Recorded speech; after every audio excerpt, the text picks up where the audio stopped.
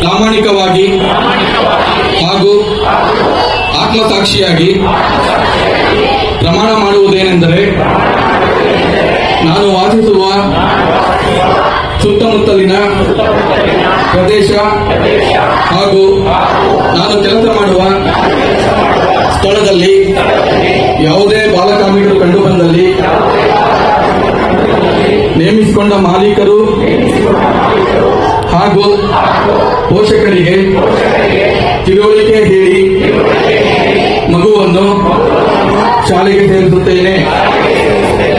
ಬಾಲಕಾರ್ಮಿಕ ಹಾಗೂ ಕಿಶೋರ ಕಾರ್ಮಿಕರನ್ನು ತೊಡಗಿಸಿಕೊಂಡು ತಯಾರಿಸಲ್ಪಟ್ಟ ಯಾವುದೇ ವಸ್ತುವನ್ನು ಉಪಯೋಗಿಸುವುದಿಲ್ಲ ಮತ್ತು ಬಾಲಕಾರ್ಮಿಕ ಹಾಗೂ ಕಿಶೋರ ಕಾರ್ಮಿಕರ ಸೇವೆಯನ್ನು ಪಡೆಯುವುದಿಲ್ಲವೆಂದು ವಿಶ್ವ ಬಾಲಕಾರ್ಮಿಕ ಪದ್ಧತಿ ವಿರೋಧಿ ದಿನ ಆದ ಇಂದು ಪ್ರಮಾಣ ಮಾಡುತ್ತೇನೆ. ಸಂತೋಷ ಎಲ್ಲ ಗಣ್ಯರಿಗೂ ನನ್ನ ನಮಸ್ಕಾರ. ಎಲ್ಲ ಮಾಧ್ಯಮ ಮಿತ್ರರಿಗೆ ಹಾಗೆಯೇ ಎಲ್ಲ ಪುಟಾಣಿ ಮಕ್ಕಳಿಗೆ, ಇಲ್ಲಿರತಕ್ಕಂಥ ಎಲ್ಲ NGO ಸಂಸ್ಥೆಗಳಿಗೆ ಪ್ರತಿಯೊಬ್ಬರಿಗೂ ಕೂಡ ನನ್ನ ನಮಸ್ಕಾರಗಳು. ಪ್ರತಿ ಸಲ ನಾವು ಯಾವುದೇ ಒಂದು ಕಾರ್ಯಕ್ರಮ ಅಥವಾ ಈ ರೀತಿ ಬಾಲಕಾರ್ಮಿಕರ ವಿರೋಧಿ ದಿನ ಅಥವಾ ಯಾವುದೇ ಒಂದು ಕಾಯಿಲೆನ ಹೋಗಲಾಡಿಸಬೇಕು ಅನ್ನುವಂಥ ದಿನ, ಇದರದ್ದು ಯಾವುದೇ ಇದ್ದಾಗ ಪ್ರತಿಯೊಬ್ಬ ಪ್ರಜೆ ನಾವೇನ್ ಮಾಡ್ತೀವಿ ಅಂದ್ರೆ ನಮ್ಮ ಕರ್ತವ್ಯವನ್ನ ಮರೆತು ಯಾವಾಗಲೂ ಸರ್ಕಾರದ ಮೇಲೆ ಹೇಳ್ತೀವಿ, ಸರ್ಕಾರ ಅದನ್ನು ಮಾಡಬೇಕಿತ್ತು, ಸರ್ಕಾರ ಹೀಗೆ ಮಾಡಬೇಕಿತ್ತು, ಹಾಗೆ ಮಾಡಬೇಕಿತ್ತು ಅಂತ. ನನ್ನ ವೈಯಕ್ತಿಕವಾಗಿ ಒಂದು ಸಲಹೆ ಈ ಒಂದು ಬಾಲಕಾರ್ಮಿಕರ ವಿರೋಧಿ ದಿನದಂದು ಏನಂದ್ರೆ, ತುಂಬಾ ಸಣ್ಣ ಸಣ್ಣ ಬದಲಾವಣೆಗಳು, ಸಣ್ಣ ಸಣ್ಣ ಹೆಜ್ಜೆಗಳು ದೊಡ್ಡ ಮಟ್ಟದ ಬದಲಾವಣೆಗಳನ್ನ ತರುತ್ತೆ. ಅಂದ್ರೆ ಹನಿ ಹನಿಗೆ ಹೋದ್ರೆ ಹಳ್ಳ ಅಂತ ಹೇಗೆ ಹೇಳ್ತೀವೋ ಹಾಗೆ. ಒಬ್ರು ಮೇಡಮ್ ಹೇಳ್ತಾ ಇದ್ರು, ತುಂಬಾ ಚೆನ್ನಾಗಿ ಹೇಳ್ತಾ ಇದ್ರು, ಬಡತನಕ್ಕೂ ಬಾಲಕಾರ್ಮಿಕ ಪದಕ್ಕೂ ತುಂಬಾ ಅವಿನಾಭಾವ ನಂಟಿರುತ್ತೆ ಅಂತ. ಅಫ್ಕೋರ್ಸ್ ಹೌದು. ಸೊ ಅದನ್ನ ತುಂಬಾ ಸಣ್ಣ ಹೆಜ್ಜೆಯಿಂದ ಹೇಗೆ ಬದಲಾಯಿಸಬಹುದು ಅಂದ್ರೆ, ನಮ್ಮ ಮನೆಗಳಲ್ಲೇ ನಾವು ಸಾಕಷ್ಟು ಜನ ಮೇಡ್ಗಳನ್ನ ಇಟ್ಕೊಂಡಿರ್ತೀವಿ. ಅವ್ರು ಬರ್ತಾರೆ, ಕೆಲಸ ಮಾಡ್ತಿರ್ತಾರೆ, ಅವ್ರ ಮಕ್ಳು ಇರ್ತಾರೆ. ಸುಮಾರು ಜನ ಅವ್ರ ಮಕ್ಕಳನ್ನ ಓದಿಸೋದಕ್ಕೆ ಆಗ್ತಾ ಇರಲ್ಲ, ಬಿಕಾಸ್ ಇವತ್ತಿನ ಒಂದು ಪರಿಸ್ಥಿತಿ ಹಾಗಿದೆ. ಒಳ್ಳೆ ಶಾಲೆಗೆ ಸೇರಿಸಬೇಕು ಅಂದ್ರೆ ಸ್ವಲ್ಪ ದುಡ್ಡು ಜಾಸ್ತಿ ಆಗುತ್ತೋ, ಅಥವಾ ಅವ್ರಿಗೆ ಇರುವಂತ ಚಿಕ್ಕ ಶುಲ್ಕವನ್ನು ಕೂಡ ಭರಿಸೋದಕ್ಕೆ ಆಗ್ತಿರಲ್ಲ. ಅಂತದ್ರಲ್ಲಿ ಒಂದು ಚಿಕ್ಕ ಸಹಾಯ ಮಾಡ್ಬೋದು ನಾವು. ಏನಪ್ಪಾ ಅಂದ್ರೆ, ನಿಮ್ ಮಗಳನ್ನ ನೀನು ಓದಿಸು ಅಥವಾ ನಿನ್ನ ಮಗನನ್ನ ನೀನು ಓದಿಸು, ನಾನು ಅದರ ಶುಲ್ಕವನ್ನ ಭರಿಸ್ತೀನಿ ಅನ್ನೋಂಥ. ಸೊ ಈ ಒಂದು ಚಿಕ್ಕ ಮೂವ್ಮೆಂಟ್ ಇಂದ ಬಹಳ ದೊಡ್ಡ ಬದಲಾವಣೆ ಆಗುತ್ತೆ. ಆ ಮಗು ಖುಷಿ ಖುಷಿಯಿಂದ ಶಾಲೆಗೆ ಹೋಗುತ್ತೆ. ಸೊ ಬರೀ ಬೇರೆಯವ್ರನ್ನ ದೂಷಿಸುವ ಬದಲು ನಾವು ನಮ್ಮಲ್ಲಿ ಏನು ಬದಲಾವಣೆಗಳನ್ನು ತಂದ್ಕೋಬೇಕು ಅನ್ನೋದ್ರ ಬಗ್ಗೆ ಇವತ್ತಿನ ದಿನ ಯೋಚನೆ ಮಾಡಬೇಕಾಗಿದೆ. ಹಾಗೇನೆ ಮಗು ಇದ್ದಾಗ ಅದರಲ್ಲೂ ಅವ್ರ ಸುತ್ತಮುತ್ತಲಿನ ವಾತಾವರಣ ಆಯ್ತು, ಅವ್ರು ಹೇಗೆ ಬೆಳೀತಾರೆ, ಅವ್ರಿಗೆ ಹೇಗೆ ವಿದ್ಯೆ ಸಿಗತ್ತೆ, ಯಾರೊಟ್ಟಿಗೆ ಬೆಳೀತಾರೆ ಅನ್ನೋದು ಬಹಳ ಮುಖ್ಯ ಆಗುತ್ತೆ. ಅದು ಅವರ ಮುಂದಿನ ಒಂದು ಪರ್ಸನಾಲಿಟಿನ ಬಿಲ್ಡ್ ಮಾಡುತ್ತೆ. ಪ್ರತಿಯೊಬ್ಬ ಮಗು ಕೂಡ ನಮ್ಮ ದೇಶಕ್ಕೆ ಪ್ರಜೆ ಆಗ್ತಾ ಹೋಗ್ತಾರೆ. ನಮ್ಮ ದೇಶ ಸಂಪೂರ್ಣವಾಗಿ ಇವತ್ತಿನ ಒಂದು ಸಣ್ಣ ಮಗು ಅಥವಾ ಯೂತ್ ಮೇಲೆ ಡಿಪೆಂಡ್ ಆಗಿರುತ್ತೆ.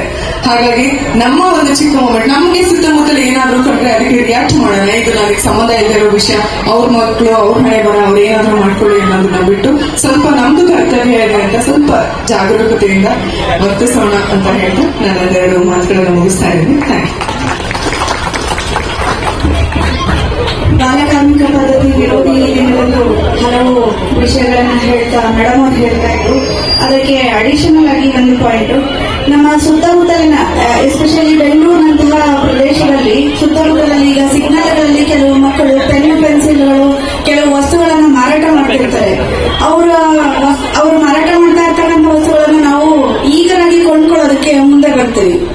ಅದರ ಜೊತೆಗೆ ಕೆಲವು ಮಕ್ಕಳು ಭಿಕ್ಷಾಟನೆಯನ್ನು ಸಹ ಮಾಡ್ತಾ ಇರ್ತಾರೆ. ಕೆಲವು ಮಕ್ಕಳನ್ನ ತಗೊಂಡು ಕೆಲವು ಪೇರೆಂಟ್ಸು ಭಿಕ್ಷಾಟನೆಯನ್ನ ಮಾಡ್ತಾ ಇದ್ದಾರೆ. ಅಂತಹ ಅವರಿಗೆ ಭಿಕ್ಷೆ ಹಾಕ್ಲಿಕ್ಕೆ ನಾವು ಮುಂದೆ ಹೋಗ್ತೀವಿ. ಇವುಗಳನ್ನೆಲ್ಲ ಅವಾಯ್ಡ್ ಮಾಡ್ತಾ ನಮ್ಮೆಲ್ಲರ ಕರ್ತವ್ಯ ಅಲ್ಲಿ ಏನು ಅಂತಂದ್ರೆ, ಅಂತಹ ಮಕ್ಕಳು ಯಾವ ಸಿಗ್ನಲ್ ಅಲ್ಲಿ ಯಾವ ಪ್ರದೇಶದಲ್ಲಿ ಕಂಡು ಬರ್ತಾರೆ, ಕೂಡಲೇ ತತ್ಕ್ಷಣದಲ್ಲಿ ಸರ್ಕಾರದ ಗಮನಕ್ಕಾಗ್ಲಿ ಅಥವಾ ಇಲಾಖೆಯ ಗಮನಕ್ಕಾಗ್ಲಿ ಅಥವಾ ಪೊಲೀಸ್ ಸ್ಟೇಷನ್ಗಾಗ್ಲಿ ಗಮನಕ್ಕೆ ತಂದಾಗ ಒಂದು ಬಾಲಕಾರ್ಮಿಕತೆಯನ್ನ ತೊಡೆಯಬಹುದು. ಇದು ನಮ್ಮ ಕರ್ತವ್ಯ ಆಗಿರುತ್ತೆ ಅಂತ ಒಂದು ವಿಷಯನ ಹೇಳ್ತಾ, ಇವತ್ತಿನ ಈ ಒಂದು ಕಾರ್ಯಕ್ರಮದಲ್ಲಿ ಸನ್ಮಾನ್ಯ ಮುಖ್ಯಮಂತ್ರಿಯವರು, ಉಪಮುಖ್ಯಮಂತ್ರಿಯವರು ಬರಬೇಕಾಗಿತ್ತು. ಅನಿವಾರ್ಯ ಕಾರಣದಿಂದ ಅವರಿಗೆ ಬರೋಕ್ಕಾಗಿಲ್ಲ.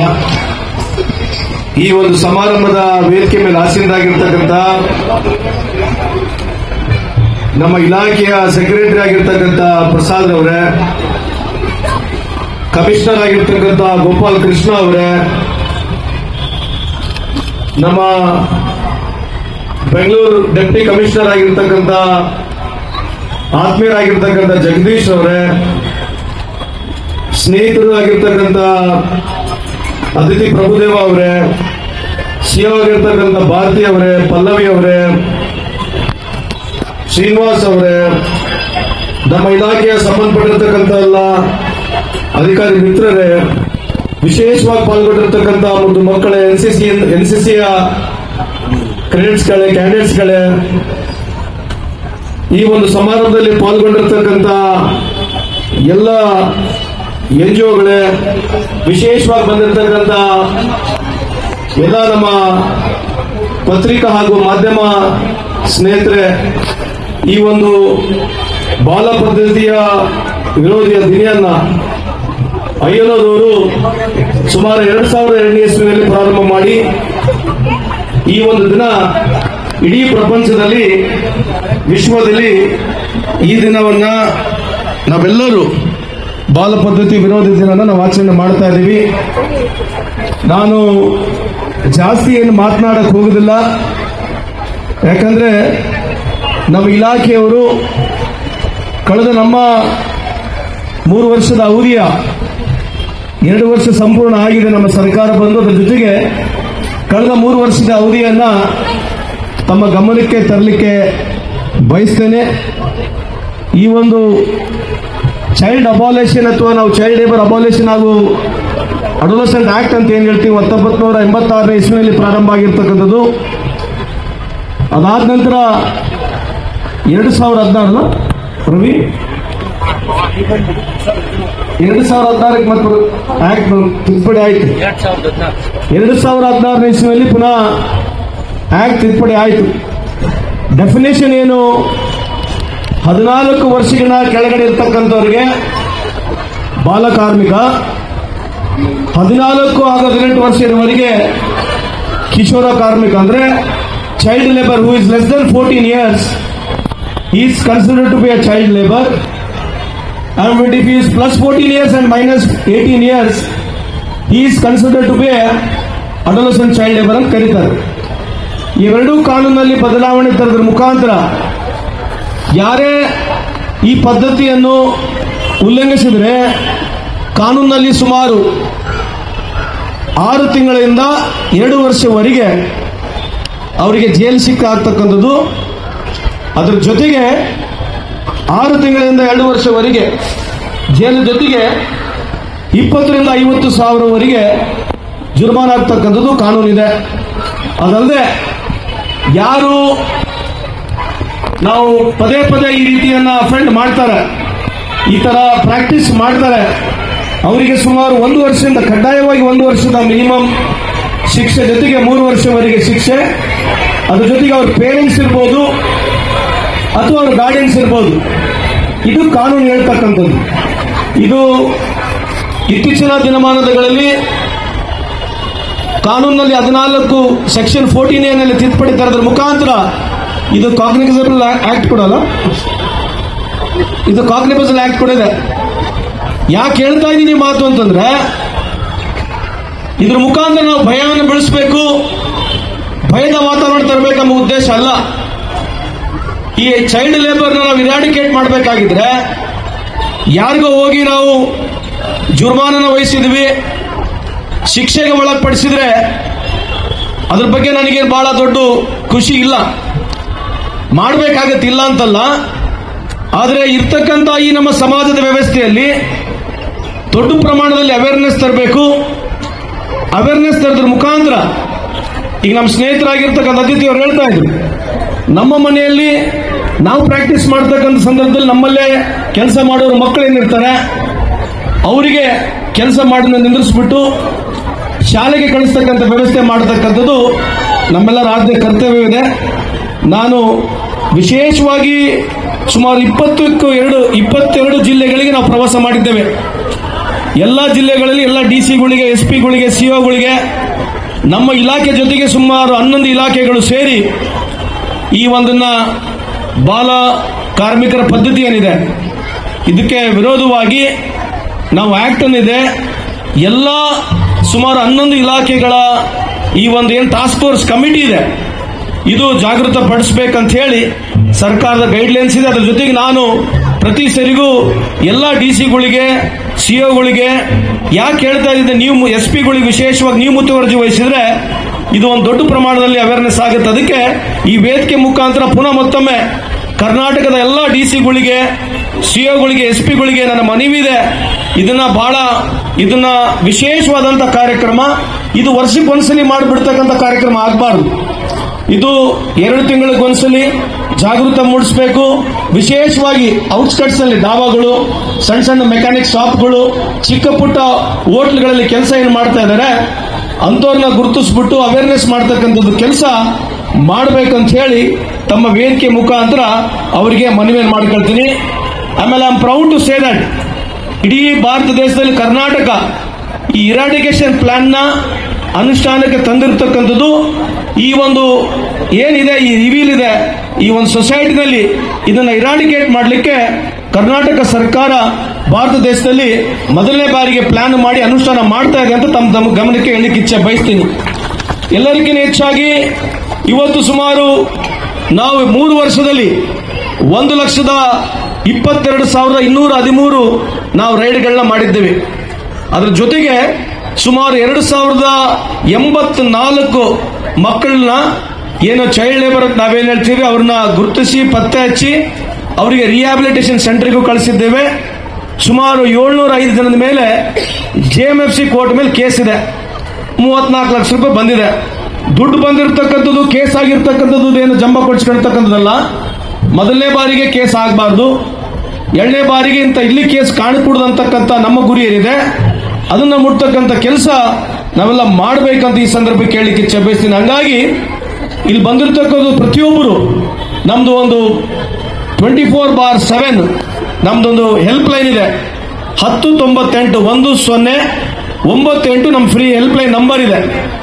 ಸೆಕ್ರೆಟರಿ ಅವರು ಇಲ್ಲೇ ಇದ್ದಾರೆ, ಕಮಿಷನರ್ ಇಲ್ಲೇ ಇದ್ದೀರಿ. ನೀವು ದಯಮಾಡಿ ಇದು ಜಿಂಗಲ್ಸ್ ಅಂತ ನಾವೇನು ಹೇಳ್ತೀವಿ, ನಮ್ಮ FM ರೇಡಿಯೋ ಆಗಿರ್ಬೋದು ಅಥವಾ NGOsಗಳನ್ನ ಪ್ರತಿ 2 ತಿಂಗಳಿಗೊಂದ್ಸಲಿ ಇದನ್ನ ಇನ್ವಾಲ್ವ್ಮೆಂಟ್ ಮಾಡ್ಕೊಂಡ್ಬಿಟ್ಟು ಬಹಳಷ್ಟು ಜನಕ್ಕೆ ಈ ನಂಬರ್ ಬಗ್ಗೆ ಮಾಹಿತಿಯನ್ನು ಕೊಡಬೇಕು.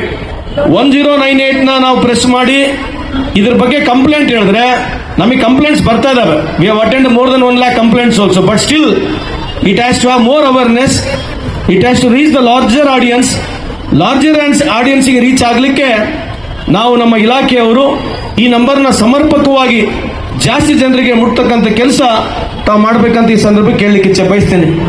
ಕೊನೆಯದಾಗಿ ಇವತ್ತು ಸ್ಲೋಗನ್ ಇದೆ, ನಮ್ಮ ಸ್ನೇಹಿತರು ಏನಮ್ಮ ಹೆಸರು ಮಂಜುಳಾ ಅವರು ಸ್ಲೋಗನ್ ಹೇಳಿದ್ದಾರೆ. ಅದು ಸ್ಲೋಗನ್ ಜೊತೆಗೆ ಇವತ್ತು ಚೈಲ್ಡ್ ಲೇಬರ್ ಏನಿದೆ ಅವನಿಗೆ ಇಂಪಾರ್ಟೆಂಟ್ ಇರ್ತಕ್ಕಂಥದ್ದು learning important, not providing A job. So ನಾವೆಲ್ಲರೂ ಯಾವುದೇ ಒಬ್ಬ ಚೈಲ್ಡ್ನ ಕೆಲಸ ಕೊಡಿಸ್ತಕ್ಕಂಥದ್ದು ನಮಗೆ ಮುಖ್ಯ ಅಲ್ಲ, ಅವನಿಗೆ ಚೈಲ್ಡ್ಹುಡ್ ಕೊಡಿಸ್ತಕ್ಕಂಥದ್ದು ಮುಖ್ಯ. ಬರೀ ಓದೋದಿದೆ ಇದೆ, ಆದರೆ the child who is there, ಯಾರು ಅಡೋಲೆಸೆಂಟ್ ಚೈಲ್ಡ್ ಆಗಿರಲಿ ಅಥವಾ ಚೈಲ್ಡ್ ಇರ್ತಕ್ಕಂಥವ್ರು ನಾವೇನು ಹೇಳ್ತೀವಿ ಬಾಲ್ಯ ಕಾರ್ಮಿಕರಂತ ನಾವೇನು ಹೇಳ್ತೀವಿ, ಅವರಿಗೆ ಚೈಲ್ಡ್ಹುಡ್ ಕೊಡಿಸ್ತಕ್ಕಂಥದ್ದು ಬಹಳ important. Education is there, but is ಆ ಏಜ್ ನಲ್ಲಿ ಆ ಚೈಲ್ಡ್ಹುಡ್ ನ ಕೊಡಿಸ್ತಕ್ಕಂಥ ಕೆಲಸ ನಮ್ಮ ಕರ್ನಾಟಕ ಸರ್ಕಾರದ ಜೊತೆಗೆ ಎಲ್ಲ ಸಾರ್ವಜನಿಕರು ಸೇರಿ ಆ ಒಂದು ಕೆಲಸವನ್ನು ನಾವು ಮಾಡಬೇಕಂತ ತಮ್ಮಲ್ಲಿ ಕಳ್ಕಳಿ ಮನ್ ಮಾಡ್ಕೊಳ್ತಾ, it's time to work for them, not to take work from them.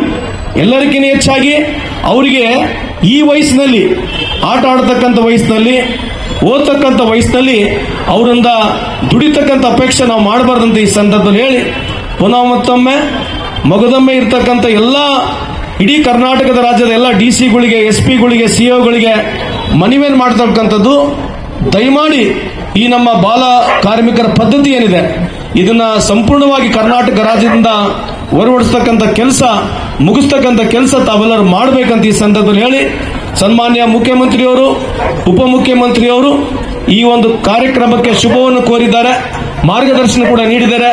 ಇನ್ನು ಮುಂದೆ ಬರ್ತಕ್ಕಂಥ ದಿನಗಳಲ್ಲಿ ಇವತ್ತು ಏನು ನಾವು ಮಾತನಾಡ್ತಾ ಇದ್ದೀವಿ, ಎವ್ರಿ ಸೆಕೆಂಡ್ ಮಂತ್ ಅಂದ್ರೆ ಇವತ್ತಿನಿಂದ ಎರಡು ತಿಂಗಳಿಗೊಮ್ಮೆ ನಾವು ಇದ್ರ ಬಗ್ಗೆ ಪಬ್ಲಿಸಿಟಿ ಮಾಡ್ತಕ್ಕಂಥದ್ದು, ಮಾಹಿತಿ ಕೊಡ್ತಕ್ಕಂಥದ್ದು ನಾವೆಲ್ಲ ಮಾಡಬೇಕಂತ ಈ ಸಂದರ್ಭದಲ್ಲಿ ಹೇಳಿ, ಇಲ್ಲಿ ಸೇರಿರ್ತಕ್ಕಂಥ ಎಲ್ಲ ವಿಶೇಷವಾಗಿ ಬಂದಿರತಕ್ಕಂಥ ಮುದ್ದು ಮಕ್ಕಳಿಗೆ, ಎಲ್ಲ NGOಗಳಿಗೆ, ಎಕ್ಸ್ ಆರ್ಮಿ ಅವರು, army people also have come here. So my bottom of the heart I would like to thank you.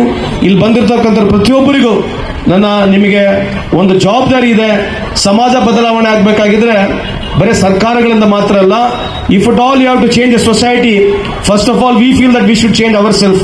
ನಾವು ಸಮಾಜನ ಒಂದು ಬದಲಾವಣೆ ಮಾಡಬೇಕಾಗಿದ್ರೆ ನಮ್ಮಷ್ಟಿಗೆ ನಾವು ಬದಲಾವಣೆ ಆದರೆ ಮಾತ್ರ ಸಮಾಜ ಬದಲಾವಣೆ ಆಗಿರ್ತಕ್ಕಂಥ ಮಾತನ್ನು ಈ ವೇದಿಕೆ ಮುಖಾಂತರ ಹೇಳ್ತಾ ನಿಮಗೆಲ್ಲ ಒಳ್ಳೇದಾಗ್ಲಿ. ನೀವು ಸೇರಿ ಒಳ್ಳೆ ಸಮಾಜ ಕಟ್ಟತಕ್ಕಂಥ ಕೆಲಸವನ್ನು ಮಾಡೋಣ ಅಂತ ಈ ಸಂದರ್ಭದಲ್ಲಿ ಹೇಳಿ ತಮ್ಮೆಲ್ಲರ ಆಶೀರ್ವಾದವನ್ನು ಕೋರಿ ಎರಡು ಮಾತನ್ನು ಮುಗಿಸ್ತೇನೆ. ಜೈ ಹಿಂದ್, ಜೈ ಕರ್ನಾಟಕ. 13,80,00,000 ಮಕ್ಕಳು ಇಡೀ ಪ್ರಪಂಚದಲ್ಲಿ ಗ್ಲೋಬಲಿ ಇವತ್ತು ಈ ಚೈಲ್ಡ್ ಲೇಬರ್ ಆಗಿದ್ದಾರೆ. ನಮ್ಮ ದೇಶದ ರಿಪೋರ್ಟ್ನಲ್ಲಿ ಸುಮಾರು 3,30,00,000 ಮಕ್ಕಳು ಇವತ್ತು ನಮ್ಮ ದೇಶದಲ್ಲಿ ಈ ಒಂದು ಕೆಲಸದಲ್ಲಿ ಅವರು ಮುಂದೆ ಕೆಲಸ ಮಾಡ್ತಾ ಇದ್ದಾರೆ. ಅದಕ್ಕಾಗಿ ಇವತ್ತು ನಮ್ಮ ಮೇಲೆ ಜವಾಬ್ದಾರಿ. ಇದು ಅಫಿಷಿಯಲ್ ರಿಪೋರ್ಟ್, ಅನ್ಅಫಿಷಿಯಲ್ ಇನ್ನು ಎಷ್ಟಿರ್ಬೋದು ನೀವು ಯೋಚನೆ ಮಾಡಿ ನೋಡಿ.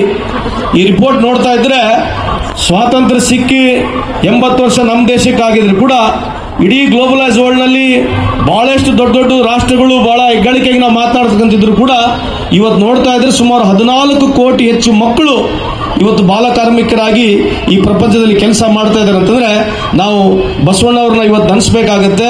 ಮಾನವತೆ ಇಲ್ಲದಂತ ಸಮಾಜನ ನಾವು ಸೃಷ್ಟಿ ಮಾಡ್ತಾ ಇದೀವಿ ಅಂತ ನಾನು ಭಾವಿಸ್ತೇನೆ. ಅದಕ್ಕೆ ಈ ನಂಬರ್ಸ್ನ ಹೇಳ್ತಕ್ಕಂಥ ಉದ್ದೇಶ, ಇದ್ರ ಬಗ್ಗೆ ನಮಗೆ ಗಮನ ಇರಬೇಕು ಅಂತ ಆ ಉದ್ದೇಶಕ್ಕಾಗಿ ಹೇಳಿರ್ತಕ್ಕಂಥ ಈ ಸಂದರ್ಭಕ್ಕೆ ಹೇಳಿಕೆ ಬಯಸ್ತೇನೆ.